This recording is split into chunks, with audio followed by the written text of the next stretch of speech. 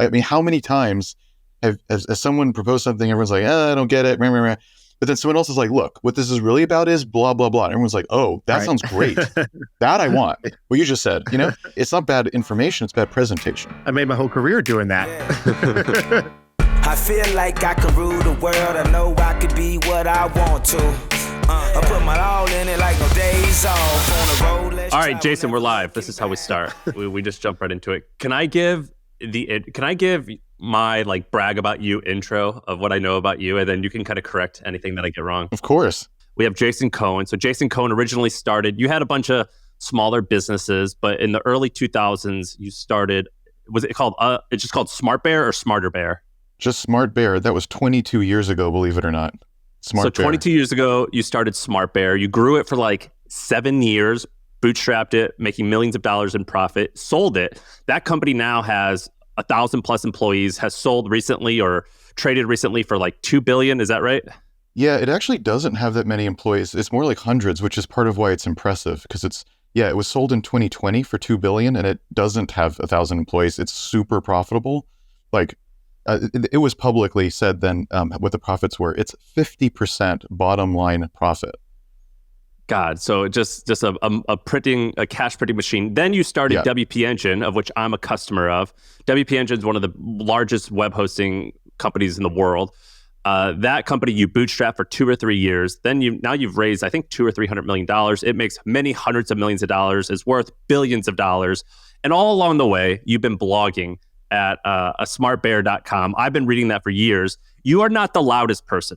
And that's the reason why I wanted to have you on, is because you're not the loudest person. But anyone who's like in the thick of it and trying to build great companies, everyone reads your blog. Like the 1% read your blog. You've got a really good audience of people actually building it.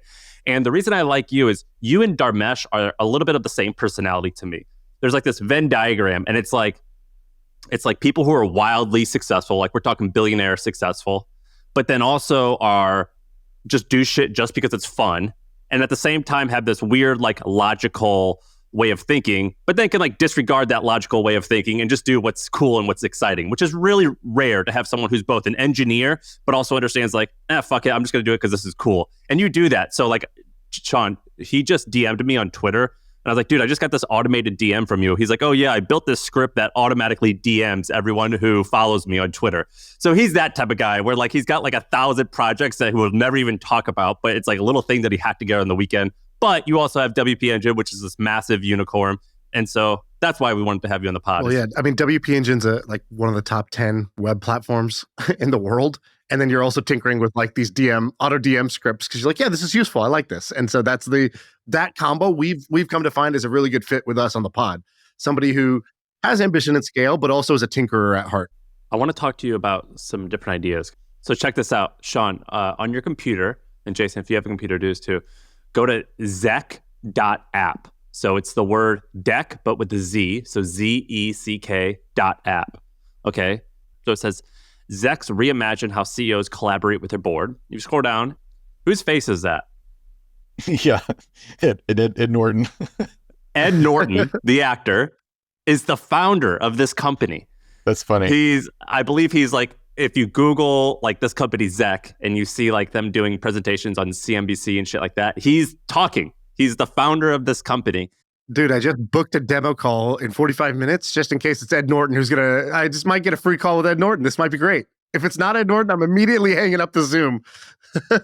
I saw an interview with him and he says he's super active, but these guys they're like, I guess Ed Norton's father, I think, was like business person. And he was raised around business, and he was. I saw him give this interview, and he was like, "Yeah, the thing about when I work with all these companies I invest in is they're horrible at telling me back the story. They're horrible at giving a presentation, and I wanted to create software that would just help them be better at that, at telling the story, explaining how the company's going, and to make our meetings more productive, and to teach them how to do presentation." And I think this company, I don't know if it's software yet. I think it's still a service. I'm not entirely sure, but I saw this site, and I was like, the fuck is Ed Norton doing on this little like funny software site? But Ed Norton this is his company doing it. And it's not just the experience of the viewer and just wanting people's time to not be wasted, which it also is that, but it's also more compelling. Like if you're trying to propose something, if you do a better job, it's more likely that it'll happen. I mean, how many times as someone proposed something, everyone's like, I don't get it. Meh, meh, meh. But then someone else is like, look, what this is really about is blah, blah, blah. And everyone's like, oh, that sounds great. That I want. What you just said, like what? I mean, that's just bad presentation. It's not bad information. It's bad presentation. I made my whole career doing that. Well, yeah, we have these college kids come on once a year, twice a year, and they like pitch their company. And Shaan's very good at hearing what they said. He goes, that's actually a great idea. You've explained it horribly. Here's how I would retell that. And he will tell this beautiful story. And then everyone's jaw is dropping. And we're like, yeah, we're in. And he does that all the time. He's very good at that. We've done pitch competitions at Capital Factory for 15 or 16 years, and it always goes like that.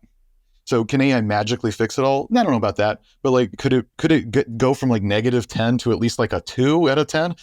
Maybe. Well, I think you said three. I thought of three interesting things while you were talking. I think you prompted three really interesting ideas. The first is, you're right that most decks are terrible, and they're not. And everybody attacks this from how do we make the slides fancier? Prezzi's like, hey, what if you were hang gliding while you were looking at the slide deck? It's like, no, Prezzi, just chill out. That's not what we need. And other people pitch is like, what? What if a designer just designed everything? It's like, cool, but the actual message is the part that's out of order, jumbled up, and unclear. It's foggy, and that's why this deck is no good, not because the background color needs to be soft pastel pink. And so you start to look at this, and one thing that I've done is whenever somebody on my team makes a presentation, I inevitably will try to make it better. And the easiest way to make it better is just to ask a couple of questions, right? Like a couple of simple questions. One is like, if people are going to remember one thing from this presentation, what should it be? What is the number one takeaway? Oh, it's this thing on slide 37. Cool. Let's make that slide 1. And then that thing you want them to take away, let's make that the title, right? Like that'll be the title of that slide. And you just sort of go on, you ask like 5 questions, and you can make a presentation much better with 5 questions. I've also started using AI in this way. So instead of going to AI and basically go to ChatGPT, instead of asking a question and getting an answer, which I think is how most people use it, I'll go to ChatGPT and I basically say, I'm trying to do X, but I'm not sure where to start. What are some questions? Like, ask me some questions so that I can start thinking about this the right way. And it'd be like, well, it seemed like, we did this when we did an episode where we did a fake like Stockapalooza. We were picking a stock. It's like, pick one stock, just like for fun. Like, we're all horrible stock pickers, but let's do it just for fun. And I went and I wrote that. I said, how should I be thinking about this? Like, well, if you're picking a stock, what you want to do is this, right? And you might want to ask yourself the following questions. What's an area I really know about? What's a thing that I really believe in? What am I looking for, something short-term or long-term, right? And it asked me a bunch of questions that made me get more clear. And I think if AI was going to do anything, what it wouldn't do is just take my input and make it better. It would actually stop me before I even vomit. And it would just say, cool, let's just establish a couple of ground, how long is this supposed to be? Yeah, absolutely. Getting interviewed and getting interviewed by it makes a lot of sense, especially if it has some context of what you're saying. And so the questions can be even more pointed. Another thing I've heard once, which I really like, I haven't used this a lot, but it's neat, which is one thing that AI is good at right now is just giving you the bland, neutral summary of the topic. Right. It definitely can do that. So if you ask it for the bland, neutral summary of the topic, it will tell you the most obvious, boring stuff. So that's what you don't say. It's like a negative space. Right. So like, well, this isn't interesting. Anything that's not this might be interesting. Now, maybe that's on you to think of what that is, but maybe there's some like multi-step process where the AI could be like, okay, I heard all their crap. Now I'm going to go ask myself then I'm going to go try to find the stuff that they said that's not in there. Then I'm going to try to enhance that. Then I'm going to try to build, like maybe a multi-step AI could do that. Maybe not. Again, there's a lot of maybes and could'ves. I know, but if it were obvious and easy, it wouldn't be a good startup idea. This has to be something, a good startup idea has to be at least somewhat difficult to pull off, so you have a little running start. Anyway, that's interesting. And then the second thing is you said about titles. That's a huge pet peeve of mine. I agree completely. People will say, they'll use the title to label what is on the page, which is usually not useful because I can see what's on the page. It should be the message you want them to take from that one slide. Right. That should be the title. So it shouldn't say our team. I can see it's our team because there's 3 heads and their stuff. Let's just say something like, our team has had 3 successful exits, or our team has collective 30 years of experience is the most boring thing you could say, but at least it's something, like, what is it that you want me to know about the team that's so special? That's what's in the title. Again, AI could prompt or even force that.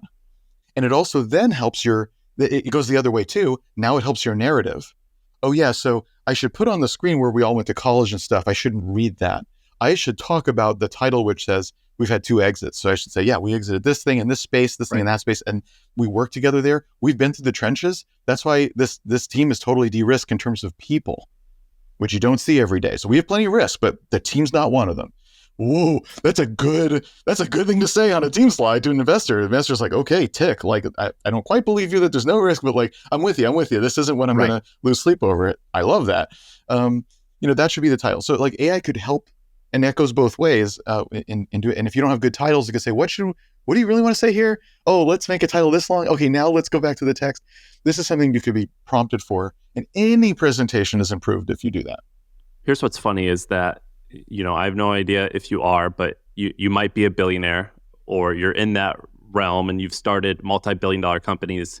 We asked you about ideas. The idea that you spent most on is on how you manage Twitter. I find that to be hilarious. Yes, give us the second idea, your Twitter social media management tool idea. Yeah, well, it's not just Twitter. Like, part of what's neat about it is the same tool does LinkedIn and Threads and Mastodon, which isn't really working. But okay, here's some stuff I think is special, and also other people could just do this even manually if you want. So one is there are certain people that I want to have more interactions with. So I have them in a Twitter list, because then you can search for it, right? But I do a search where it's the people in that list, and they've posted in the last 20 minutes, which is a pretty small window. And there might be a couple of things, like they have some favorites, or I don't know, some whatever. Okay. And I'll look at that, and sometimes there's nothing in it. Sometimes just 1 or 2. But I'll try to, if it's relevant to me, then I'll respond somehow. And because it just got posted, it's much more likely that they will respond or see it.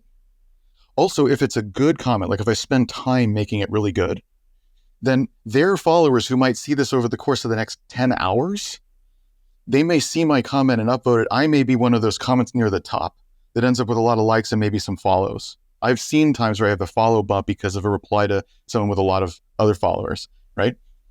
By doing it early, I get that. So if I just scanned everybody, that time frame is important. So it really focuses my attention on that. So I spend almost no time on this, and yet I have this big outsized impact of what those are, whether I'm talking to that person or the replies. So that's something you can just take. Like, my system does that, but you can just take that. The other effect it has, which is funny, is people are like, dude, you're always online. Like, I saw Dharmesh post and like, bam, you were there like in 2 minutes.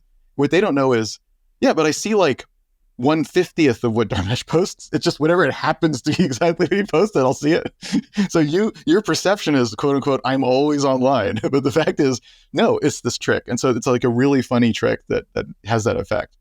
Why do you care? Why do you care? Because you had this one thing. Well, no, I asked that because you wrote this other thing that I totally agree with. So let me say it this way. I have a bunch of buddies that are very successful. You have no idea who they are. They'll see me get popular on Twitter and they go, "Hey Sam, can you help me write some tweets?" And I'm like, "Dude, why? Who gives a shit? Like, you're winning. Who cares about this?" He goes, "I don't know. It seems fun." So I help them write some stuff, and every once in a while it'll go viral and they get popular, whatever, and they get addicted to it. And I'm like, "Dude, don't get addicted to this. You get addicted to the thing you're already doing. That's way better." Yeah. And you have this post, or it was a sentence somewhere in one of your blog posts where you're like, I actually think that people who have audiences that then launch software products to those audiences, I think that's really dumb, because they're actually not going to get that. They're not going to get that many that's customers. Right. That doesn't work. But that's not why I'm doing it. I'm not launching another product because of social media. Okay, so then why do you care? So, I mean, when I followed you, I got an automated DM from you. You told me that you built something to do that. Why do you care about building something like this for social media? It's strictly for fun. Now, what I have done for even longer than WP Engine is write. And so that is, at this point, just a part of who I am. And I get a lot of fulfillment out of it. And like you said, you're like, wow, there's a lot of good stuff here. Every time I hear that, it feels good. And also, it's really just the craft of it. Like, I like to try to get the thoughts that I have as clear as possible or as interesting as possible. But there's so much that gets triggered that way. That's useful to me and fun for me too. And Sam sent me this blog post that you wrote that I loved. And I think it's called Rich versus King. And this is great because we talk about money and we are honest about the fact that many people get into entrepreneurship because they want to make a bunch of money, and that's okay. You don't have to pretend, you don't have to like lie about that part, which is I think is common, unfortunately. But you also built bootstrap companies that enabled a great lifestyle for you and your employees. And so I'm curious, can you explain for people who haven't read the Rich vs. King post, what is the premise of this post and then how it's played out for you? I think the key thing that people really like out of it is this 2-box problem that I put near the end. That was my final decision of why to sell Smart Bear, which is, let's say there's 2 boxes in front of you. And let's say if you are wealthy, try to remember when you weren't.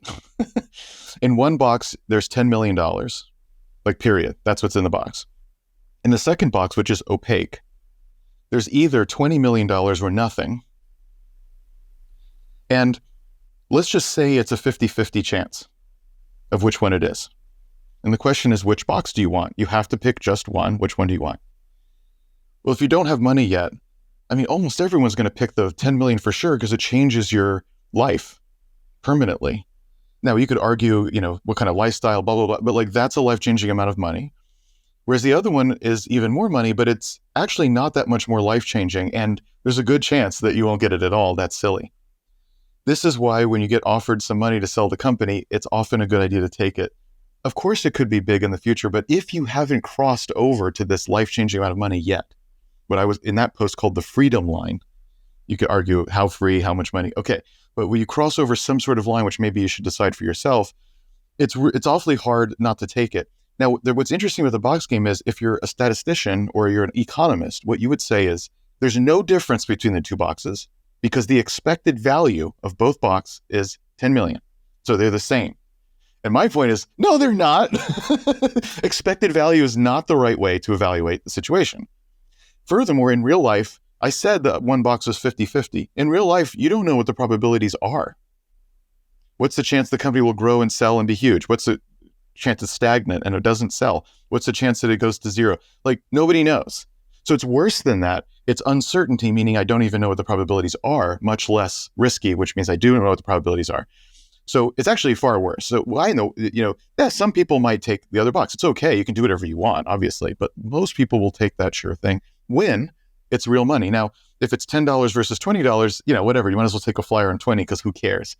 So the magnitudes relative to your net worth also matter, which I didn't really talk about there in that post because I wasn't getting into that. But that's also true. Is it changing something substantially for you or not is actually a critical question. So you're a great writer, and there's 2 or 3 great sentences that I like out of this post. It was, you very bluntly, you say, I was always in it for the money, especially in the form of an acquisition. I would tell everyone here, we're here to make money, and if someone offers to buy the company someday, I'm going to sell it. And then you said, after you sold it, you go, I have the freedom to work on any project I want for the rest of my life while simultaneously providing for my family, never again worrying about bills, debt, having a place to sleep, or sending my daughter to any college she wants. And particularly I was always in it for the money. I think that's just great to just be very clear in knowing exactly what you want in that post. I thought that was beautiful how you said that. Also, it's not incompatible with things like I want our customers to be happy. I want our employees to also make that much money, blah, blah, blah. Like, it's not incompatible with other positive things that you want to do. There's a big difference between I want to make money and do ethical things and create products that actually have value and are not just middlemen or something like that or arbitrage. You can say both. In fact, you probably should. So you wrote that post in 2009, I think, originally, and you have this cool graph where you show like there's like a threshold of that matters. In 2023, 24, what's that threshold do you think now, and what do you think it was then? Well, what's interesting is this is not relative. So at this point, at WP Engine, also we've had a few secondary rounds, which, by the way, all employees got to participate in as well. And so now I have enough money that I don't have a line anymore. Like, it's okay if I don't make any more money ever again. I really don't care. I don't care, like, oh, can I get a jet or not? It's not interesting to me. Just, this is personal, right? Everyone's different when it comes to money or what they want in lifestyle. I have the lifestyle that I want. I don't need more money. So there's no line. Like, I just don't, that's not what's motivating or what will make a decision for me anymore. Well, what about Jason Cohen in 2006 when you sold? Like, what was the number where you were like, anything above is gravy? Oh, and that's a threshold for me. I think then I was thinking like 10 million. I think nowadays it's much more clear that you need something like 20 million. This is all in the US, by the way, to have what would be considered to be like a rich lifestyle in America. Because okay, people say things like, well, I only spend, 80 to 100K a year right now. So if I had 10 million, I could live off of that. And you'd be right. But that's not how people are. I mean, I'm not very materialistic, and even I wouldn't want to do that. Oh, I'm going to continue to live at that rate forever. Isn't usually what people want to do. It could be. Again, if that's you, then that's amazing. That's awesome. Perfect. You know what to do. That's not really what happens. So probably more like 20 million, because there's a lot of things to do, but you have to think about averages and having a portfolio that's balanced, and then taxes, and then inflation. And so even 4% of interest taking out per year is actually kind of a lot, given that you want to maintain it and keep up with inflation, et cetera. And that's where the 20 million sometimes comes from, is 4% of that is like a little under a million after tax. And then you can have quite what anyone in America would consider a rich lifestyle. I'm happy that you put a number on it. One thing that I think is cool, we should put this chart up, or the graph on our YouTube channel. So basically it's like, there's like the levels. He's like, you can't afford to lose your job. At some point you're at that level where losing your job would be detrimental to you. Okay, then you can own your own house. Then you can, and he wrote, never look at the right side of a menu. Right, so you only look at the dish, you don't look at the price. Never have to work again, and then it's like private jet. And you can see that like it's asymptotic. The value of the cash is definitely flattening out the further you go, and so you draw that line, and the freedom line, basically, of like you never have to work again. You could have total control over your time as like the important threshold. Yeah, but see, so much also depends on things like, I mean, if you're 26 and you get this offer, and you do want to work, like you don't want to not work again. That's not what you're going to do. You're going to do something. So it's like, all right, I don't need to never work again, quote unquote. What I would like to, but let's say you're burned out. It's been 6 or 7 years. You just want to do something else.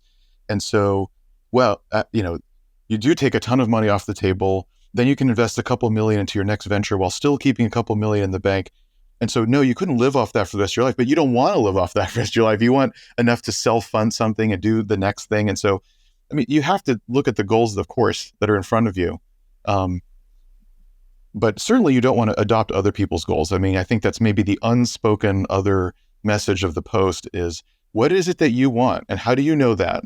And how do you get that? And if someone else says like, no, you should build a unicorn, like it doesn't matter what anybody else says.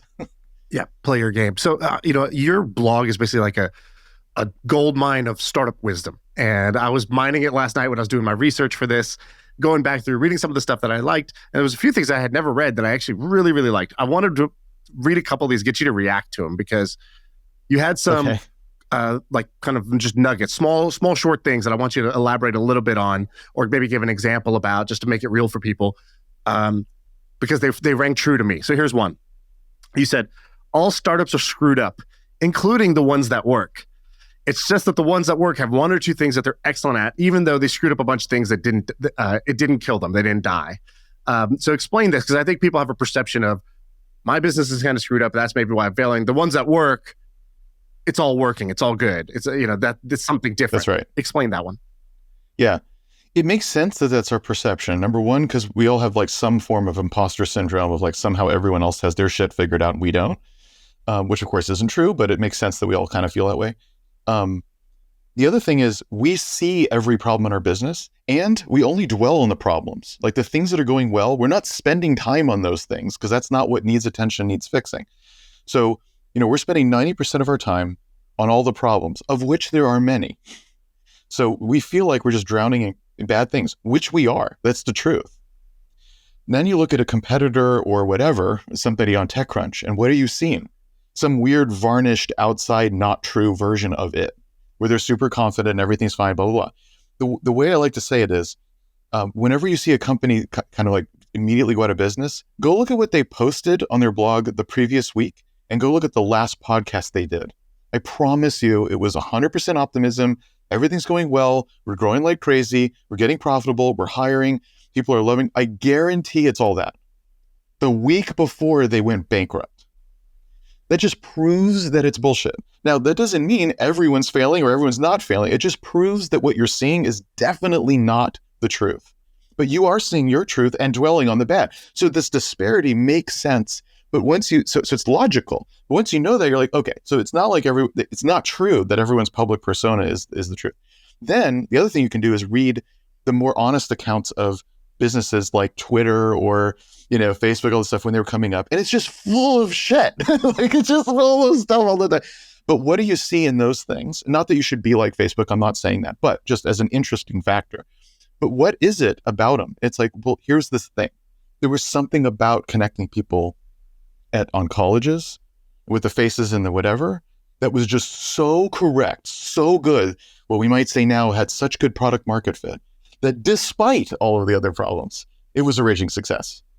At Twitter, like this idea that you're posting just the headline of your blog post.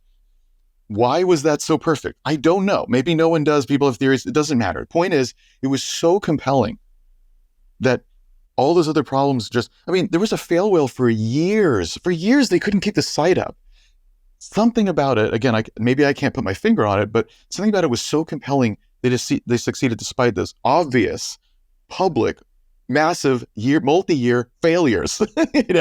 So that's what I mean by like, okay, so everything's screwed up. Okay, different ways, different levels of screwed up, sure, but everything's screwed up. And if there's those one or two things that are just so compelling, whether it's delighting people or so useful or it's built into their workflow, there's various reasons why something might be just so good. And I have thoughts on that as well, of course. Then you succeed despite those problems. So it doesn't mean these problems are like okay and you shouldn't attack them, but it does mean a few things that are very useful.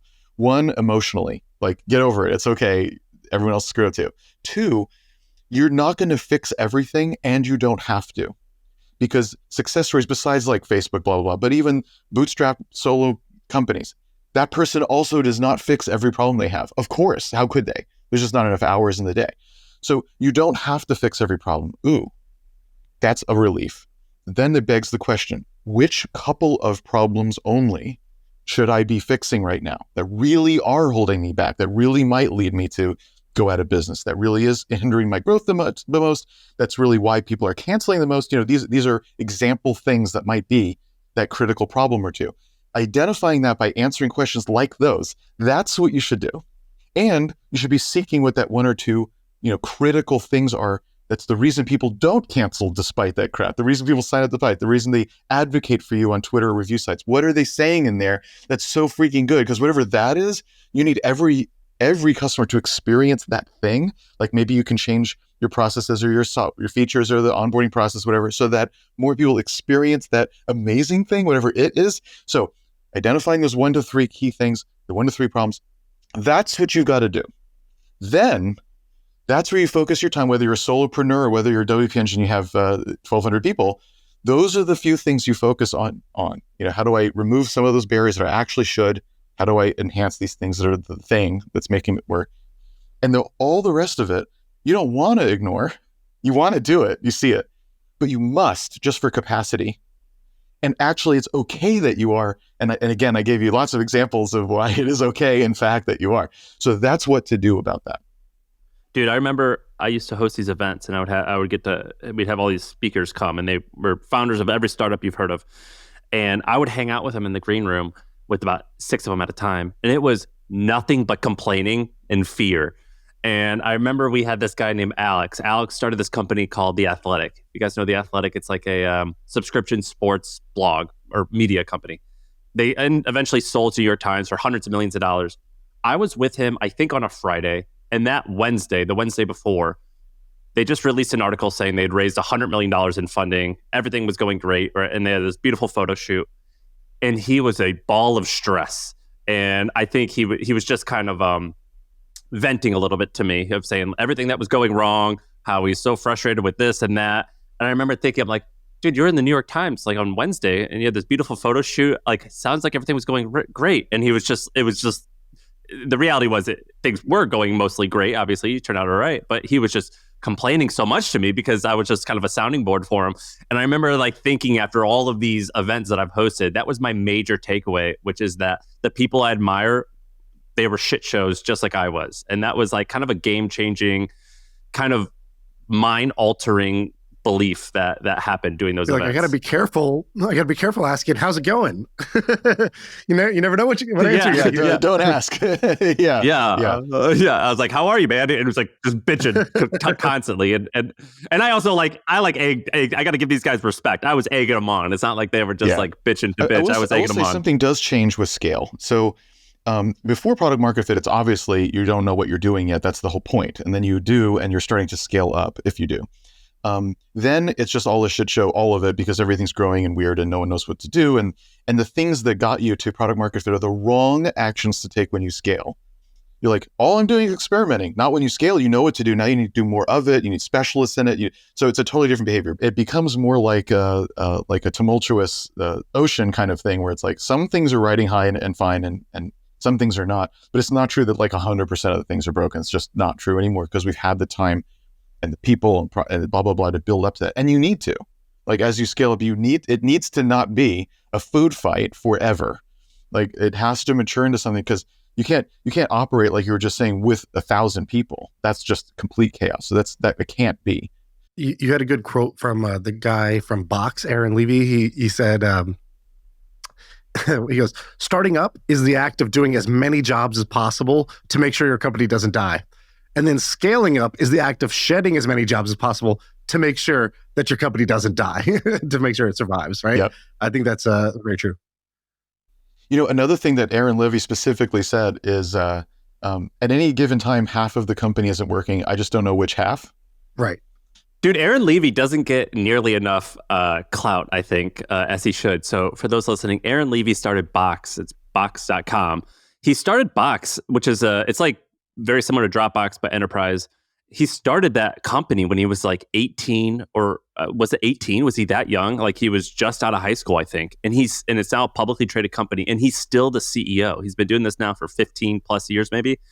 That guy does not get nearly enough credit. That guy's the man. We should have that guy on. Yeah, Aaron, you're welcome on. I have a few other spicy takes I want to get your reaction to, because I was like reading this and I was like, yeah. I've been guilty of that. Because a lot of your advice, even though WP Hinge is this huge company and you could talk about like scaling this big thing, a lot of the stuff that resonated with me was the early stuff. Like I don't have product market fit just pulling me yet. You said one thing, you go, most founders who are doing customer discovery or like that early stage research about an idea, you go, it's just a founder who's in love with their idea, essentially doing like fake sales calls, like just looking for evidence to support their belief. I've definitely done that. I'm sure, Sam. We all have. That's why it rings true, because of course we all have done that. Yeah, and you ask like the stupidest question ever, which is like, does this interest you? Would you buy this? You know what I mean? Pretty good, like, right? Yeah, it's that useless, dumb question. right? Useless question. Yeah. You're into this, aren't you? Yeah, you just ask these like leading dumb questions. You have another one that I think is pretty good. You go, sell more value, not more time. Customers don't value their time. They do crazy things to save $2. Don't sell them time because they don't even value it. Sell them more value. Yeah, that's especially true in consumer. Consumers really don't value their time. But even in business, that's true. And so like a classic example is if you could have a product, let's say, that makes it less expensive to get marketing leads. And so you could say this halves your cost, because it does. But what are you going to do with the money? They might just save it. It's possible. What they could do is buy more leads. So you could say the same thing is double your leads. So that's the same thing. Half your costs or double your leads. Same product. But how much will I pay for having the cost? I will pay some percentage of the cost that I saved. 25%? That's actually kind of high. Usually people won't pay quite that much. They should pay up to 80%, because why not? But that's not really how people think about it. So you could maybe charge 25% of the cost you save. But if you say double the leads, what will they pay? Well, what were they paying now for leads? A lot. What will they pay to double the leads? The same amount. They'll pay 100% more to double the leads, because they are already willing to pay that for leads. They're, as demonstrated by, they're doing it right now. So it's a difference between 25% of 1/2 of their spend, which is 1/8, or 100% of their spend. Same product. So it's just now, yes, that's idealized and so forth, but it just goes to show saving money, saving time. It's not a bad proposition, but often the same product can be shown to generate value instead of saving time. And all of a sudden it's literally an order of magnitude more valuable.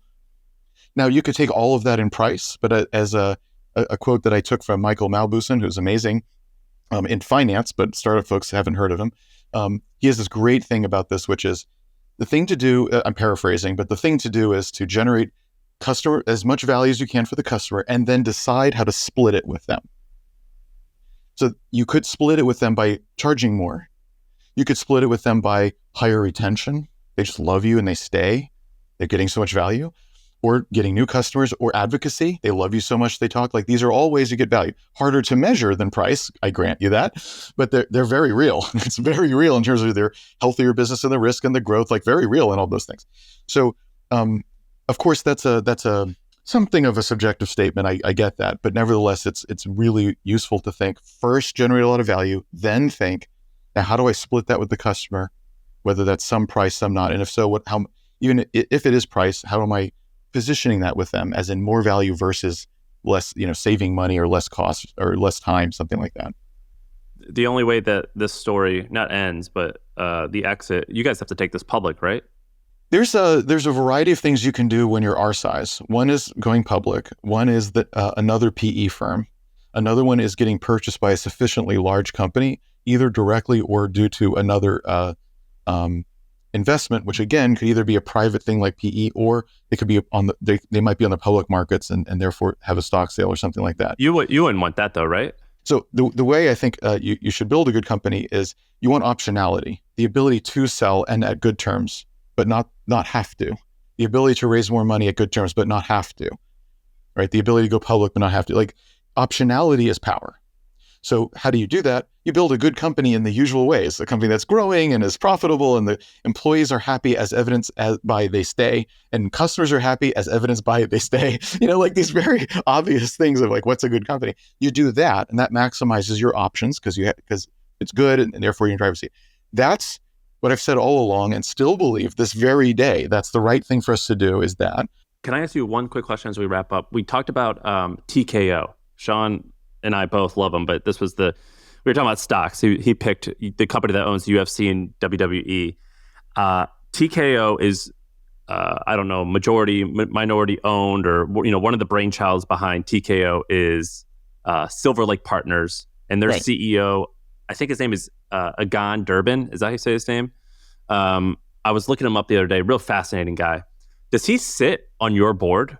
Is that right? Did I see that? No. There's we have several people from Silver Lake on the board. Really impressive, interesting people who have really helped the company. Yeah, what are those guys like? On the finance side, it's just this level above what you would ever see otherwise, right? Because in finance, you either go to Wall Street to make a lot of money, or you could do PE, but like this is the cream of the crop. Like they have, valedictorian from Wharton doing like spreadsheets, right?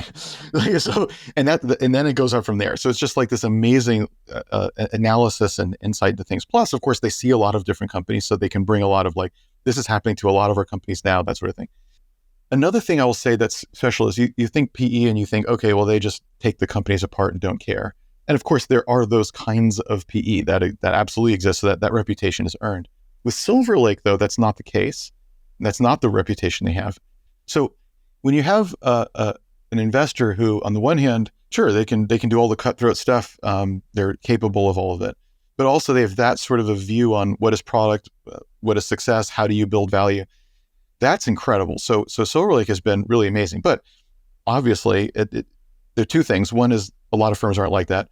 The other thing is it depends on the person. If a different set of people on the board, we'd have a different experience, and that's true of all investors everywhere. So a lot of times people are like, should I raise money from X, where X is some venture firm? And the answer is always who at X, because the firm is there is something, because there's a culture and there's an attitude. It's not nothing. But the number one thing is who at the firm. That's what makes all the difference. And unfortunately, that can change. Well, we appreciate you doing this, man. Jason Cohen, a smart bear on Twitter, a smart bear on smartbear.com, your blog. It's the best, man. Yeah. You're the man. We appreciate this. This is fun. That's the pod. I feel like I can rule the world. I know I could be what I want to. I put my all in it like no days off. On the road, let's travel, never looking back.